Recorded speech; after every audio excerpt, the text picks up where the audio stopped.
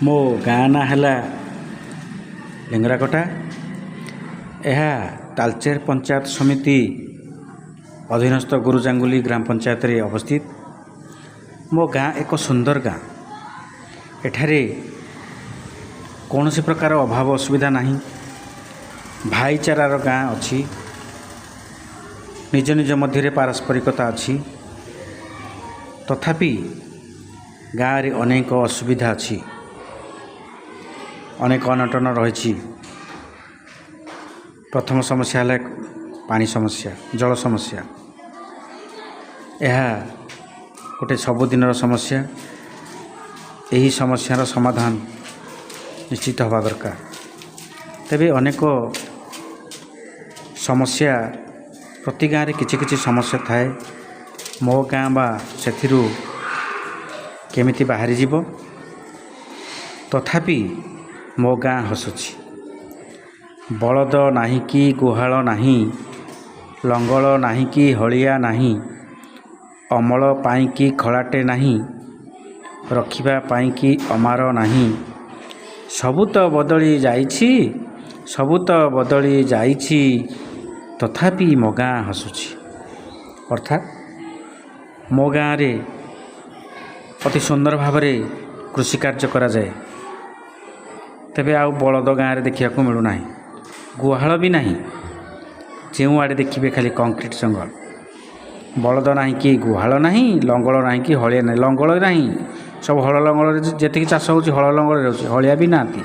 ଅର୍ଥାତ୍ ଯେଉଁମାନେ ହଳ ଧରନ୍ତି ସେମାନେ ହଳୁଆ, ସେମାନେ ବି ନାହାନ୍ତି।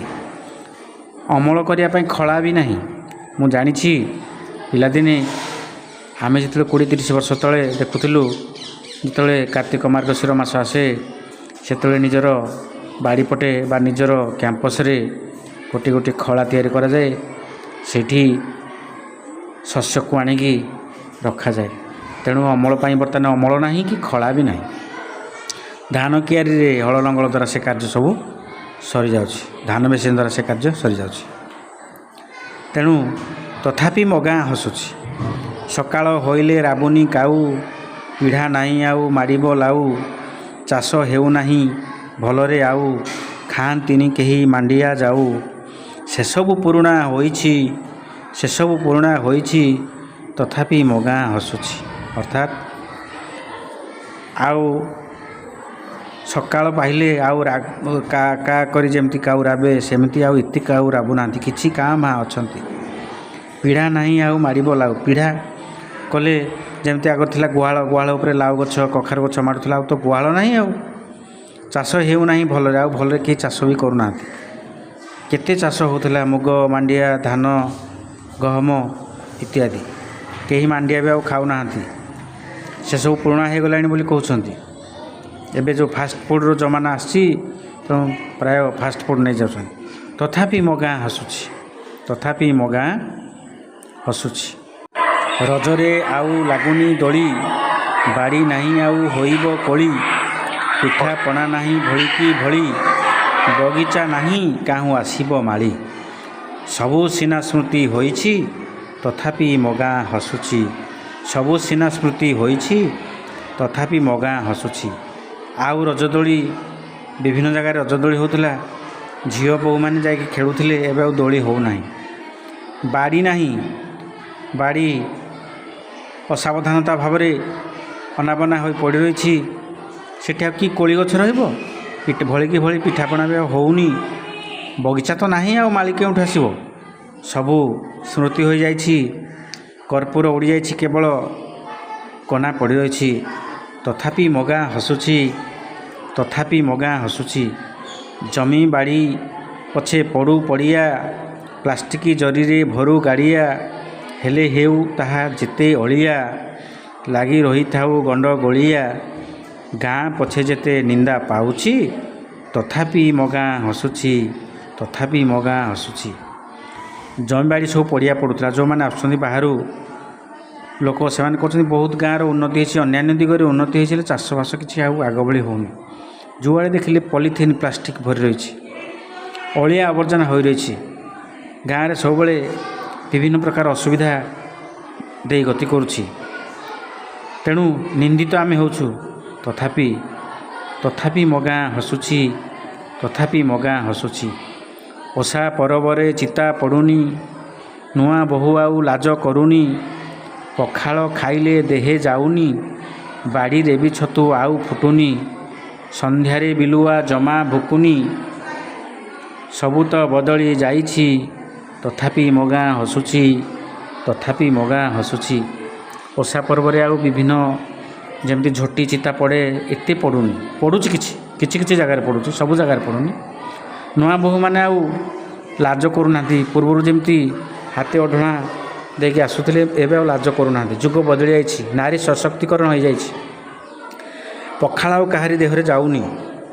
ବାଡ଼ିରେ ବି ଆଉ ଯେମିତି ବିଭିନ୍ନ ପ୍ରକାର ବାଲି ଛତୁ ଆଉ ନଡ଼ା ପୁଆଳ ଥିଲା, ତେଣୁ ପାଳ ଛତୁ ଫୁଟୁଥିଲା, ଆଉ ମିଳୁନି। ସନ୍ଧ୍ୟା ସମୟରେ ବିଲୁଆମାନେ କେତେ ରାବ କରୁଥିଲେ, ଆଉ ହୁକେ ହୁ ଧ୍ୱନି କରୁଥିଲେ, ଆଉ ଜମାରୁ ସେମାନେ ଭୁକୁନାହାନ୍ତି। ସବୁ ବଦଳି ଯାଇଛି, ଆମେ ବି ବଦଳି ଯାଇଛୁ। ତଥାପି ମୋ ଗାଁ ହସୁଛି। ନଥାଉ ପଛକେ ଗୋଠରେ ଗାଈ, କଅଁଳା ବାଛୁରୀ ନଥାଉ ଡେଇଁ। ପୋଖରୀରେ ପଛେ ନ ଫୁଟୁ କଇଁ, ନ ମିଳୁ ପଛକେ ଗଛର ଛାଇ। ଶୋଭା ସିନା ହଜି ଯାଇଛି, ତଥାପି ମୋ ଗାଁ ହସୁଛି, ତଥାପି ମୋ ଗାଁ ହସୁଛି। ଆଉ ଗୋଠରେ ଗାଈ ନାହାନ୍ତି।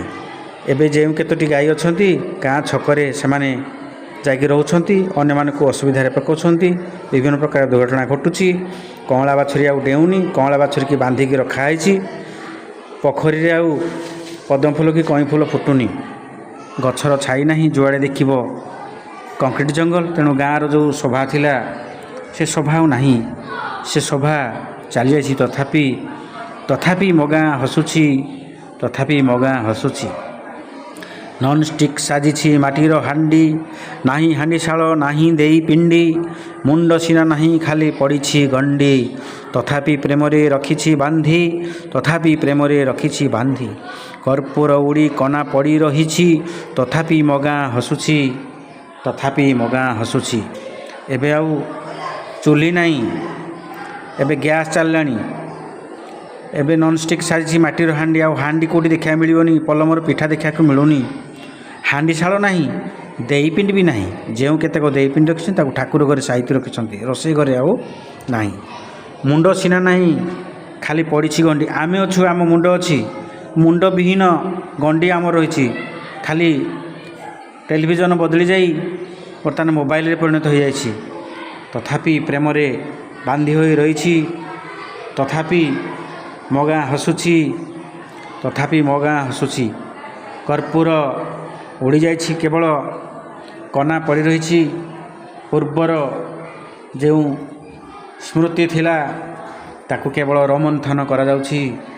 ସେହି ସ୍ମୃତି, ମୋ ଗାଁର ସ୍ମୃତି କେତେ ଯେ ଏହି ଗ୍ରାମ ପଥ ଦେଇ କେତେ ମହାମନୀଷୀ ଯେଉଁମାନେ ଗାଁକୁ ସ୍ଥାପନା କରିଥିଲେ, ଗାଁ ପାଇଁ କାର୍ଯ୍ୟ କରିଥିଲେ, ସେମାନେ ଚାଲି ଯାଇଛନ୍ତି। ସେମାନେ ଆମ ପାଇଁ, ଆମ ସ୍ମୃତିରେ, ଆମ ମନରେ ସ୍ମୃତି ହୋଇ ରହିଯାଇଛନ୍ତି। ତେଣୁ ସେମାନଙ୍କ ଉଦ୍ଦେଶ୍ୟରେ ମୋର ଆଜିର ଏହି ବାର୍ତ୍ତା। ଜୟ ତାଳଚେର, ଜୟ ମୋ ଗାଁ, ଜୟ ମୋ ଗାଁ ଲିଙ୍ଗରାକଟା, ଜୟ ମୋ ଗାଁ।